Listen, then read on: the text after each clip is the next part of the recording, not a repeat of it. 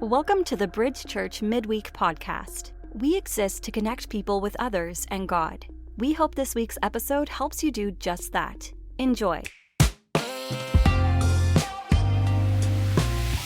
Hey everybody, welcome to the Bridge Church Midweek podcast. Again, my name is Tyler Wolf, and I am the campus pastor at our Oconomowoc campus. Very good to just spend a minute with you today, so thank you for listening. I want to share a short thought about prayer. This is deviating a little bit from our church-wide SOAP guide, which is usually what's on the Midweek podcast, but we have a 7-part discipleship track, kind of a blueprint for discipleship. In the words of Dallas Willard, this would be a curriculum for Christ-likeness. At Bridge Church, it's called Pathway. And again, it's made up of 7 different practices that we build our life around as a plan for discipleship and becoming more like Jesus. And one of those practices is daily prayer. And in Matthew chapter 11, verses 28 through 30, man, if we could just really let this sink into our spirit, these words of Jesus, and see all that comes along with this invitation that he gives, it would really change so much about our experience with prayer. So let me read Jesus' words. It says, "Come to me, all who labor and are heavy laden, and I will give you rest. Take my yoke upon you and learn from me, for I am gentle and lowly in heart, and you will find rest for your souls. For my yoke is easy and my burden is light." Have you ever had to exchange something at a store? Maybe you bought the wrong size. Like maybe you bought a large t-shirt and you tried it on at home and realized that you should have brought a medium.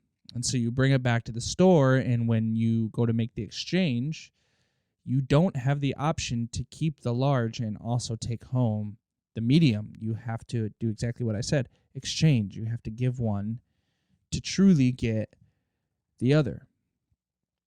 And I think that it's helpful, based on the words of Jesus in Matthew 11, to think about prayer in this way. And we know that prayer is more than just hitting God up like some sort of divine or cosmic vending machine. Sometimes prayer is just giving God honor. Sometimes prayer is just pouring our hearts out and being honest with God about whatever it is that we're dealing with or hoping for or dreaming about or planning for.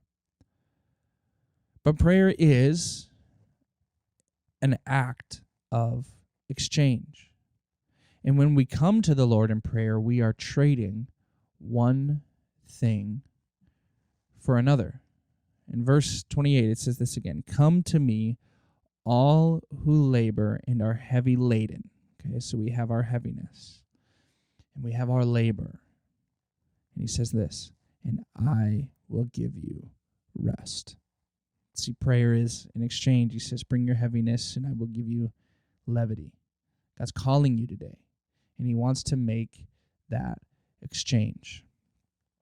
Man, I can recall so many different times in my life where I just really failed to make that exchange, where I would pour my heart out to God about my fears and my anxieties, but I was just holding them so tight. So I would go to the Lord in prayer, but I wouldn't leave those things at his feet. And the truth is sometimes in order to get a hold of the peace, you have to let go, or you have to be willing to let go of the chaos. In order to get the calm, you have to be willing to let go of your storm. And this truly is this. I don't think this is just an act of willpower where you go, just stop feeling that way. Leave it with Jesus. I know that that's not how life works. I know that that's not even how prayer works. But I do believe that it's a supernatural exchange and an experience with the Holy Spirit when we're willing to let go as we pour it out to God. Because he says, bring to me your heaviness and I will give you rest. Jesus goes on in verse 29. He says, "Take my yoke upon you and learn from me, for I am gentle and lowly in heart, and you will find rest for your souls. It's so interesting because a yoke is a device of labor. It's a farming tool that would go on the necks of two different animals as they were then connected to each other, and they would walk forward and plow a field. Very, very hard work. And it's so interesting that Jesus would choose to do that. It's kind of a paradox. He's saying, no, my device of hard work, what I place upon you, is a yoke of rest. Not because following Jesus is easy, but because of who we are yoked to, Jesus and the Holy Spirit, who do the real work. It's a paradox, and it's a promise. Then when we're willing to make that exchange with Jesus in prayer, and his yoke is easy and his burden is light. And the truth is it's an uneven partnership. We don't even come close to carrying the weight that Jesus carries in this partnership that he invites us to have with him. Verse 30, he says, "For my yoke is easy and my burden is light." Imagine you're like in a tag team wrestling match, and it's you and it's Dwayne "The Rock" Johnson. Right? Like, do you even think that you would need or want to tag into that match to wrestle with whoever? And I get this is a ridiculous illustration, but think about it. Don't you think that you would just stay ringside and look good, right? You're in the fight. You are there. You are a part of that team. You've been invited to be a part of it, but you're not really doing any of the work because of who your tag team partner is. Again, ridiculous illustration. But I actually like the way that it illustrates our relationship with Jesus. As he invites us into a partnership with him, one where we can exchange with him our anxieties for his peace. We can change our problems for his dreams and all that he has for us, our projects for his dreams and all that he has for us. And his yoke is easy, his burden is light, not because following Jesus is easy again, but like Dallas Willard says, it's because of who we are yoked to. Have you ever heard of like take your son to work day or take your child to work day? I think that's another way to help. That's another helpful way to think about things. Like we are essentially at work with Jesus.